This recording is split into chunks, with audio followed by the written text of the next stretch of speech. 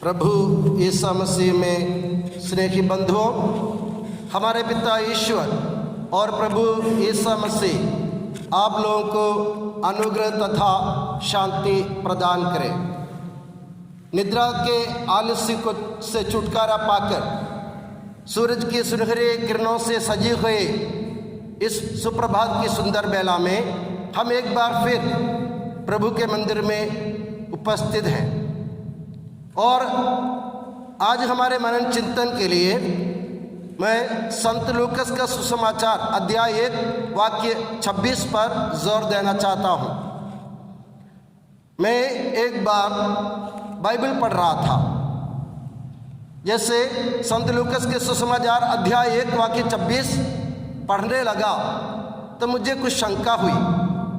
उसमें लिखा है, छठे महीने स्वर्गदूत गब्रिएल ईश्वर की ओर से नजरत नामक गांव में एक कुंवारी के पास भेजा गया, जिसकी मंगनी दाऊद के घराने के यूसुफ से हुई थी और उसका नाम था मरियम। मैंने सोचा, मेरे मन में एक ख्याल आया, ये छठे महीने क्यों लिखा, तो 5 महीने पहले क्या हुआ होगा। फिर मैं आगे पढ़ने लगा तो मुझे ऐसा लगा कि 5 महीने पहले प्रभु ईश्वर ने स्वर्गदूत गब्रिएल को एक और के पास भेजा था शुभ संदेश सुनाने के लिए। गब्रिएल भेजा गया था जकरियस के पास। जकरियस के पास वो गया, शुभ संदेश उन्होंने सुनाया। शुभ संदेश सुनाने के बाद जकरियस की तरफ से एक छोटी सी प्रतिक्रिया हुई। वो स्वाभाविक रूप से जकरियस ने एक सवाल किया स्वर्गदूत से, ये कैसे हो सकता है, मैं तो बूढ़ा हूँ और मेरी पत्नी बूढ़ी हो गई है। तब तक गब्रिएल जो अच्छे ढंग से बात कर रहा था, अच्छे तरीके से बात कर रहा था, वो एकदम से उसको ठेस लगी, उसका सब्र टूट गया, वो गुस्से से आग बबूला हो गया और वो बोल आशीर्वाद देते हुए, शुभ संदेश देते देते आखिरी में वो अभिशाप देने लगे।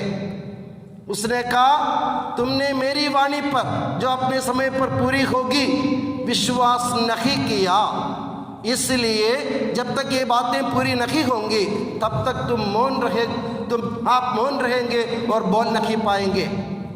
मेरे प्यारे बंधुओं, मैं एक शब्द पर जोर देना चाहता हूँ। गब्रिएल कहते, आपने मेरी वाणी पर विश्वास नहीं किया। ग्रीक में लिखा है तोइस लोगोइस मोय, मेरे शब्द पर, मेरी वाणी पर। मेरे प्यारे बंधुओं, सोचिए गब्रिएल क्यों भेजा गया था। गब्रिएल अपनी वाणी सुनाने के लिए नहीं भेजा गया था, वो ईश्वर की वाणी सुनाने के लिए भेजा गया था। मगर बात करते करते वो समझने लग गया कि मैं अपनी वाणी बोल रहा हूँ, इसलिए जब उस पर प्रतिक्रिया हुई तो गब्रिएल के सब्र टूट गया। मेरे प्यारे बंधुओं, हमारे साथ भी ये होता है और हम लोग सुसमाचार सुनाने के लिए हम लोग भेजे जाते हैं, आशीर्वाद देने के लिए हमको भेजे जाते हैं और हम लोग आशीर्वाद देते, सुसमाचार सुनाते, आखिरी में हम अभिशाप देख कर आते हैं अपने जीवन में। जब लोग हमारी तरफ से, उनकी तरफ से कोई प्रतिक्रिया करती है तो हम लोग भटक जाते हैं, हमारे सब्र टूट जाते हैं और हम लोग आशीर्वाद के बदले, शुभ संदेश के बदले हम अभिशाप देकर आ जाते हैं।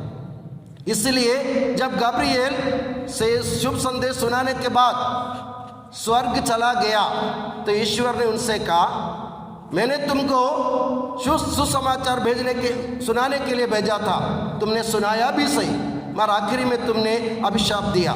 इसलिए इसके साथ साथ माँ मरियम को भी, कुंवारी मरियम को भी संदेश सुनाना था।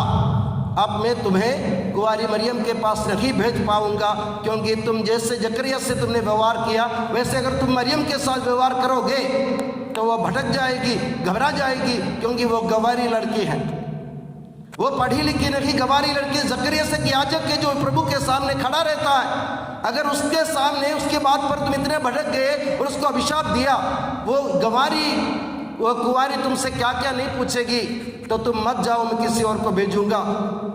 गब्रिएल ने समय मांगा होगा और ईश्वर ने 5 महीने का समय दिया। इसको कहते हैं ऑन गोइंग फॉर्मेशन।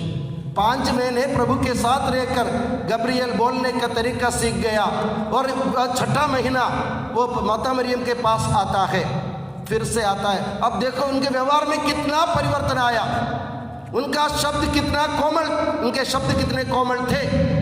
मुलायम मुलायम शब्दों से उन्होंने माता मरियम को समझाया, संदेश दिया। माता मरियम ने भी उनसे ही पूछा था कि ये कैसे हो सकता है, मेरा पुरुष से संसर्ग नहीं है। वो भटका नहीं, उसका सब्र नहीं टूटा। उसने समझाया, प्रभु के आत्मा आप पर उतरेगा, सर्वोच्च ईश्वर की छाया तुम पर पड़ेगी और तुमसे जो उत्पन्न होंगे वो महान होंगे और प्रभु ईश्वर उनके पिता ही दाऊद के घराने के सिंहासन उनको प्रदान करेगा और वो उनके राज्य का कभी अंत नहीं होगा। इतना ही नहीं, आगे बढ़कर और प्यार से समझाते हुए कहता है, तुम्हारी कुटुंबिनी एलिजाबेथ जो बांझ कहलाती थी उसके भी पुत्र होने वाला है और वो जो बांझ कहलाती थी उसका भी 6ठा महीना चल रहा है। मेरे प्यारे बंधुओं, 5 महीने बाद जो गब्रियल आया उसके व्यवहार में कितना परिवर्तन आया। आप जरा देखिए, मजाक की बात नहीं है, जरा बैठकर सोचिए। 5 महीने बाद ईश्वर से शक्ति पाकर, ईश्वर की बात सुनकर, ईश्वर से शिक्षा ग्रहण कर, ईश्वर से प्रशिक्षित होकर जब गब्रियल वापस आए दुनिया में तो उनके व्यवहार में परिवर्तन दिखा।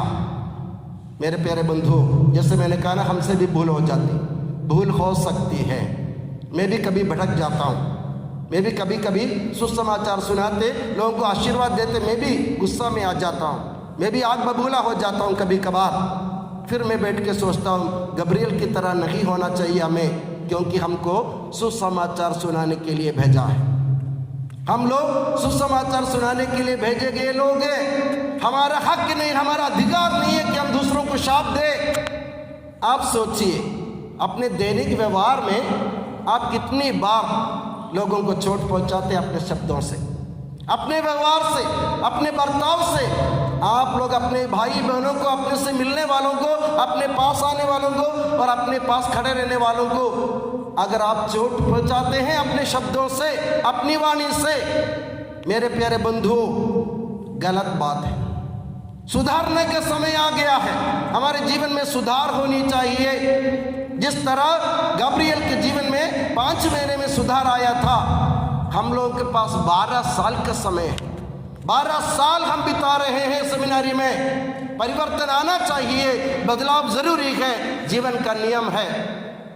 और सोचिए, जो लोग हमारे संदेश सुनने के लिए खड़े हैं वे निरे लोग हैं, सीधे साधे लोग हैं, वे हमारी तरफ इतने झंझट नहीं पालते हैं। इसलिए मेरे प्यारे बंधुओं, सबसे पहले ये जान लीजिए, आपको जो वाणी दी गई है ना, वो ईश्वर की वाणी है, अपनी वाणी नहीं है।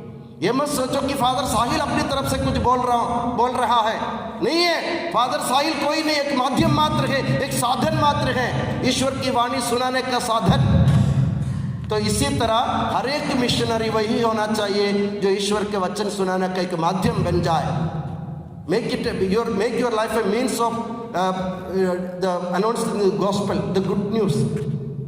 So we should be very careful when we deal with people. We shall not offend anybody through our words and deeds and our behavior. I always, मैं हमेशा अपने सिस्टर लोगों से, अपने प्रिंसिपल से, अपने मदर से मैं कहता रहता हूँ, हमारी वाणी से, हमारे वचन से, हमारे शब्द से, हमारे व्यवहार से, हमारे बर्ताव से हमें किसी को चोट पहुंचाने का अधिकार नहीं है। जो भी हमारे सामने आता है वो हमसे बढ़कर है। इसलिए नम्रता के साथ प्रभु के वचन सुनाने के लिए एक मिशनरी होने के नाते हम अपने आप को तैयार करें। 12 साल के समय में अभी भी अपने जीवन में परिवर्तन ला सकते हैं। और मैं दुआ करता हूँ और उम्मीद करता हूँ कि प्रभु यीशु मसीह आपको अपने व्यवहार में, अपने बर्ताव में और अपने बातचीत में और अपने दूसरों के साथ अपने हर एक दैनिक जीवन के व्यवहार में आप परिवर्तन जरूर ला सकेंगे। और मैं दुआ करता हूँ कि प्रभु यीशु मसीह और माता मरियम आप सभी को हमेशा अपनी नियामत की छत्र छाया में सुखी और सुरक्षित रखे। पिता, पुत्र और पवित्र आत्मा के नाम पर आमीन।